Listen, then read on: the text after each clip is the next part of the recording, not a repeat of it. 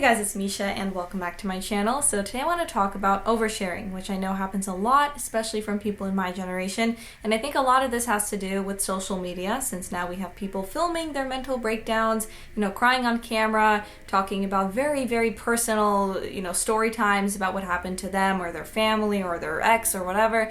And I want to talk about why I think this is a problem. Before we continue though, please make sure you are subscribed and have hit the notification bell so you don't miss any of my videos. Alright, so I'm just gonna look up mental breakdown on TikTok and I'm sure we'll find plenty of videos. I am processing the most triggering breakup I've had in 9 years. Could she not have processed that in private?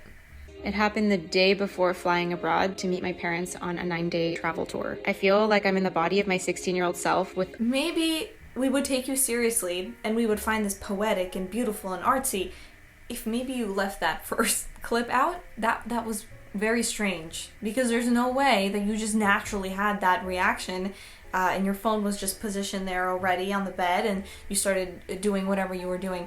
No, doubt it. I am processing the most triggering breakup I've had in 9 years. Look at this. Look at this one. I am processing the realization that I've been taking my life too seriously for the past year. Can you imagine? That was crazy, right? I'm sorry, you must have been so scared for me. And the friend's like, yeah, I was so scared that I made a TikTok about you. Watch. See, this is how scared I was. And people will say, oh, that's just her coping mechanism. I'm sorry, if my coping mechanism was to start breakdancing every time something traumatic happened, or like if I start hysterically laughing when I'm sad, I'm not gonna attend many funerals, for example, right? Because I'm gonna remove myself from situations where that could be deemed inappropriate. By the way, I seriously doubt that this is anybody's coping mechanism from the TikToks we've seen, right? That, oh, they just have to find the perfect sad song to go along with, their story time and showing the environment, right? And filming it. I seriously doubt that's anyone's coping mechanism. Maybe. But you should also think before posting, is this respectful? Is this appropriate? I really think that's just what they've learned to do because they know that's what's going to get them likes and followers. And it's really sad that they value that more than, the person that's on the hospital bed. Or, oh, I'm just spreading awareness, right? You couldn't spread awareness later after you leave the hospital room where your unconscious friend is? Couldn't you do that a little later out of respect? Oh, I remember this one. This is such a good argument. I mean, it's a good argument for why you should be in therapy. When they ask you, hey, why are you here? What's going on? Just show them the video. I was trying to record myself attacking anxiety and mental breakdown. Why? It's to raise awareness. Awareness for what? For your mental breakdown? Okay, well, if you're having a mental breakdown, we don't have to be aware of that. Your doctor should be aware of that. Your family and friends should be aware of that. Not thousands of people, of strangers, who you can get this, surface level sort of shallow, validation. Oh my God, you're valid. Yes, cry about it. Let it out, girl. I think we're oversharing. Yeah. People in real life too, who just can't stop, they'll just overshare in person. It's very awkward and it's very uncomfortable for everyone else because you don't know how to respond, because there has to be an appropriate time to share certain things. It's not always an appropriate time to, tell us your entire life story and all the trauma and this traumatic thing that happened to you when you were 10. I think that now it's not just fine to reveal very personal information about you. It's encouraged because then you get, validation, you get likes, you get followers, and even if it's done in an inappropriate way, right? So filming a TikTok dance while you're at the hospital, this isn't happening naturally. You're setting up the camera and then you're having your mental breakdown.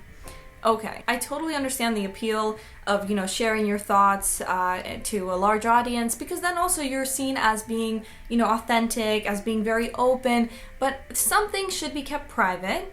It's good, it's healthy to have a private life. And I don't think enough people understand that nowadays. I think that it's so normalized to just go online and talk about something that just happened to you. Also, then there's no mystery to a person, right? So it is so rare to find someone nowadays who has no social media. When I see someone like that, I'm like, wow, either there's something very wrong with you or that's very admirable and you're very cool, because that's so rare. Why would you need to have these relationships and talk to people in person if your Instagram, following is your family? There are certain things that need to be kept private. And I'm not just talking about extremes like, oh, people that do OnlyFans or something.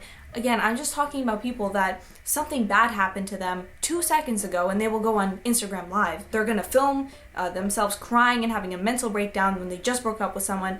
It should be kept private. There should be a time period where you think, do I want to post this? Or is this just a very impulsive decision and I cannot control myself and I can't control my emotions? Because that's usually what it is.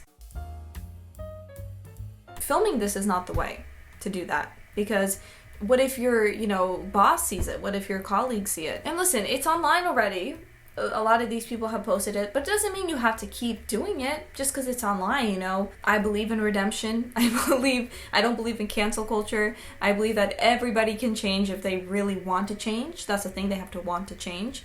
And I'm not saying you can't film your mental breakdowns. I'm just saying it's never too late to start keeping certain things private and to start setting up certain boundaries. For the people that love to talk about boundaries, there are no boundaries here when it comes to oversharing.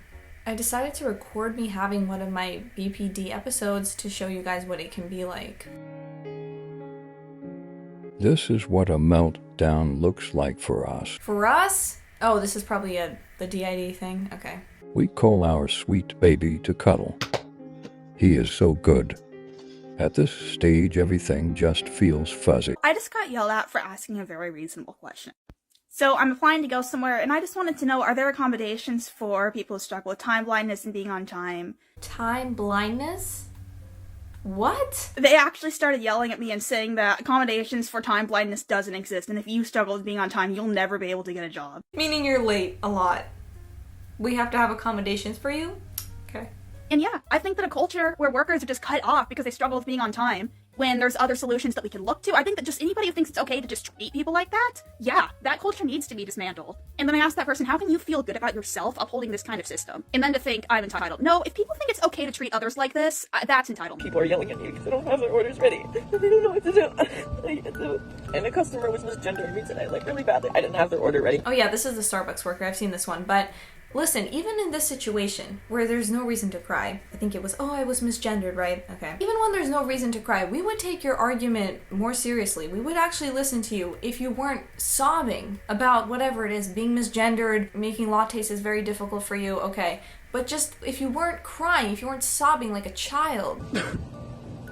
What the fuck? Everybody cries, but we should do that in private, or at least with people we trust, family members, friends, your doctor, if you're doing this excessively, but not with TikTok, not with Instagram, not with YouTube, because then it becomes performative. Then it's like, oh, this just happened to me, guys, story time. No, process that on your own, come back when you're composed, and then tell us what happened. We are adults. This is chronically online behavior. You can't just tell me I have 2 weeks to find somewhere! You've had over a month. And No, I haven't! I've been trying to educate you! No, your education is brainwashing. No, it's not! I just wonder what reaction she expected, right? She probably wanted, you go girl, you go they them, educate your mom. Your mom doesn't know anything. You show her. You're unemployed. You're saying you're educating your mother about, I don't even know, whatever, her mental illness, her pronouns, getting upset that your mom is saying, hey, listen, you're an adult, you're not paying rent, and you're having a tantrum every day. Get out of the house or pay up. You just won't listen to me! No, I'm not gonna listen to this crap. Now you talk. I have schizophrenia! I don't care. Don't literally detonate me, misgender me! I don't know why you would want anyone to know your personal business, like your family drama. This is what friends are for. Don't have friends? Go to your family. Don't have a family? Go to a therapist. Can't afford a therapist? Well, if you can afford an iPhone, which you obviously can, you can afford a piece of paper and a pen. Journal. Just imagine your boss or your colleague seeing this. What does it show? It shows that you cannot regulate your emotions. Maybe you need professional help. Social media, though, is not a doctor. It's not your family, as much as some people want to believe that. You're gonna set up the camera and show us your breakdown. And listen, this is not to say that she's not actually sad. She could be sad, but there are other healthcare workers, calling her out and saying this is very unprofessional. This is very performative and very attention seeking. why are you doing this? It's just inappropriate. And I would agree with them. And I think this is causing the audience to become less empathetic. You're desensitized to it at this point. If you're seeing a mental breakdown every other day on TikTok, you have to assume the worst now because that's what happens. There are so many scams and so many people who just go online and say that this happened to them when it really didn't, and they just want followers or clout. Come closer for the video. Come closer. Come closer. Down. Put your head down here. Act like you're crying. Really quick. I am crying. Go like this. No, Mom, I'm actually seriously crying. No, I know, but go like this for the video.